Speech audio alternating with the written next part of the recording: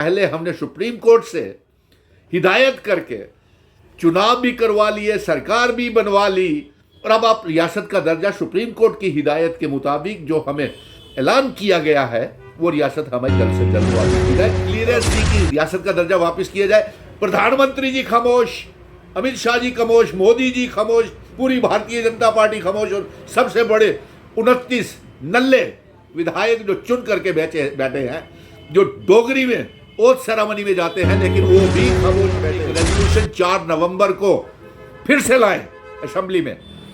उमर अब्दुल्ला साहब, आप उस रेजोल्यूशन में रियासत के दर्जे की वापसी के साथ साथ आर्टिकल 370 और जिन शर्तों के ऊपर 26 अक्टूबर 1947 में असेशन हुआ था, वो वाली रियासत हमको चाहिए, वो वाली रियासत चाहिए। देश के प्रधानमंत्री नरेंद्र मोदी जी से और होम मिनिस्टर अमित शाह जी से ये हमारी मांग है, जम्मू कश्मीर की 1 करोड़ 30 लाख अवाम की, कि हमारे जल्द से जल्द रियासत का दर्जा हमको वापस किया जाए।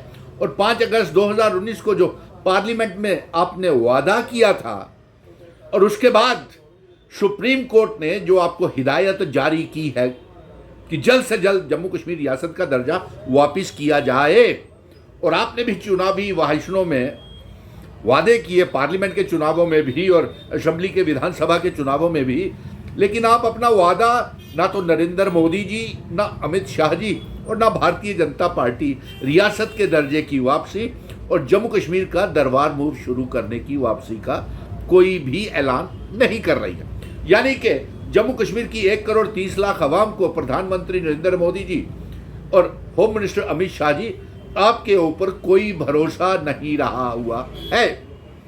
और यहां तक कि आपने ये कहा था कि पहले रीऑर्गेनाइजेशन, फिर डिलिमिटेशन, फिर इलेक्शन और फिर स्टेटहुड, और अब तो चुनाव करवा के 30 सितंबर से पहले हमने सुप्रीम कोर्ट से हिदायत करके चुनाव भी करवा लिए, सरकार भी बनवा ली, और अब आप रियासत का दर्जा सुप्रीम कोर्ट की हिदायत के मुताबिक जो हमें ऐलान किया गया है वो रियासत हमें जल्द से जल्द वापस की जाए। और अफसोस तो इस बात का है कि एक बहुमत की सरकार लोगों द्वारा चुनी गई है, अलायंस की सरकार, नेशनल कॉन्फ्रेंस कांग्रेस की और अलायंस पार्टी मिशन स्टेटहुड के अलायंस की सरकार बनी है। उसके बावजूद भी रेजोल्यूशन पास हुआ, एलजी ने क्लियरेंस दी और होम मिनिस्टर से होता हुआ प्रधानमंत्री जी आप तक पहुंच गया, लेकिन अभी तक आप खामोश बैठे हुए यह बताने को तैयार नहीं है कि आपका स्टैंड रियासत के दर्जे की वापसी का क्या है। हाँ, मैं एक बात और इसमें ऐड करना चाहता हूं कि जो पहली कैबिनेट मीटिंग ने जो रेस्टोरेशन ऑफ स्टेटहुड, रियासत के दर्जे की वापसी का रेजोल्यूशन पास किया है और जो जिसकी क्लियरेंस एलजी ने दी है और होम मिनिस्टर से होता हुआ प्रधानमंत्री जी तक पहुंचा है, वो आधा अधूरा रेजोल्यूशन कैबिनेट ने पास किया हुआ है, क्योंकि मिशन स्टेटहुड की यह मांग है कि हमें 26 अक्टूबर 1947 वाली रियासत चाहिए, जिस रियासत का इल्हाक असेशन हमारे महाराजा हरि सिंह जी जिन असेशन की शर्तों के ऊपर, इल्हाक विले की शर्तों के ऊपर जम्मू कश्मीर, लद्दाख, पीओके, गिलगित बल्टिस्तान का भारत के साथ करके गए थे, वो वाली रियासत हमको चाहिए। लेकिन अफसोस की बात है आपके भारतीय जनता पार्टी के छुटपुट नेता अनाप शनाप बोल रहे हैं और एप्रोप्रिएट टाइम। अरे भाई, एप्रोप्रिएट टाइम आप जीतेंगे ही नहीं कभी जम्मू कश्मीर में, क्योंकि आपने 5 अगस्त 2019 को जम्मू कश्मीर को महाराजा हरि सिंह जी की डोगरा रियासत की बर्बादी की, उनका स्टेट सब्जेक्ट, उनका स्पेशल स्टेटस, उनका 370 35 से उसको उनकी रियासत की यूनियन टेरिटरी बना दिया, लद्दाख को अलग कर दिया, पीओके गिलगित बल्टिस्तान के ऊपर आपने अपना कब्जा कमजोर कर लिया, तो क्यों बनाएंगे। अफसोस तो इस बात का हो रहा है कि चुनी हुई सरकार भी अपने आप को बेसहारा सी महसूस कर रही है, और एलजी दोहरी चाल करते, एक तरफ से क्लियरेंस देते हैं उस रेजोल्यूशन को रियासत के दर्जे की, दूसरी तरफ यूनियन टेरिटरी दिन मना रहे हैं। अफसोस की बात है, ये डोगरों की बेइज्जती है, ये जम्मू कश्मीर के तमाम मजहबों की बेइज्जती है, हमारे बुजुर्गों की तौहीन है। और मैं चाहूंगा कि बीजेपी आईटी सेल इसको ट्रोल करे, बताए कि भारतीय जनता पार्टी का, एक तरफ एलजी मनोज सिन्हा साहब ने उसको क्लियरेंस दी कि रियासत का दर्जा वापस किया जाए, प्रधानमंत्री जी खामोश, अमित शाह जी खामोश, मोदी जी खामोश, पूरी भारतीय जनता पार्टी खामोश, और सबसे बड़े 29 नल्ले विधायक जो चुन करके बैठे हैं, जो डोगरी में ओथ सेरेमनी में जाते हैं, लेकिन वो भी खामोश बैठे हुए हैं। जम्मू कश्मीर की 1 करोड़ 30 लाख अवाम, 30 लाख बेरोजगार नौजवान, दरबार मूव चाहता है, रियासत के दर्जे की वापसी चाहता है, चुनी हुई सरकार को ताकत देना चाहता है। लेकिन जिस तरीके से डॉक्टर फारूक अब्दुल्ला का यह बयान आता है कि रियासत का दर्जे का बाद ही दरबार मूव शुरू किया जाएगा, और अफसोस इस बात की है कि रियासत का दर्जा हमको वापस कीजिए।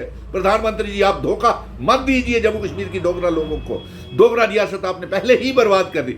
हमारे तमाम ऑफिसरान, IAS, IPS, KAS ऑफिसर्स आपने खुले लाइन पोस्टों पे लगाए हुए हैं, और हम अपने जम्मू कश्मीर के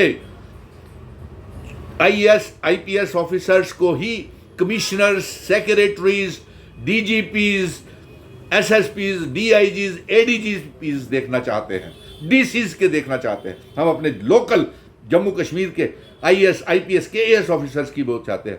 और लेकिन ये मैं फारूक अब्दुल्ला साहब को ये पैगाम भेज दूं कि सुनील डिम्पल मिशन स्टेटहुड कोई कंप्रोमाइज 370-35A के ऊपर नहीं करेगा।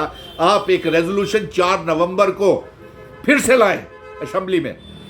उमर अब्दुल्ला साहब, आप उस रेजोल्यूशन में रियासत के दर्जे की वापसी के साथ साथ आर्टिकल 370 और जिन शर्तों के ऊपर 26 अक्टूबर 1947 में असेशन हुआ था, वो वाली रियासत हमको चाहिए। वो वाली रियासत चाहिए जिस समय आपके दादा शेख मोहम्मद अब्दुल्ला साहब प्रधानमंत्री थे और डॉक्टर करण सिंह डोगरा नेता, महाराजा हरि सिंह जी सदर रियासत थे।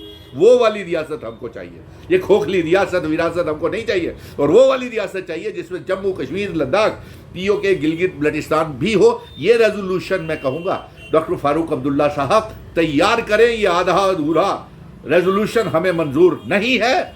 और प्रधानमंत्री जी और अमित शाह जी की खामोशी और LG और BJP के दोहरे चेहरे रियासत के दर्जे की वापसी को लेकर के आपको ये बता दे, रियासत भी आएगी, गरीबी भी हल होगी, दरबार मूव भी शुरू होगा, बेरोजगारी का हल भी होगा।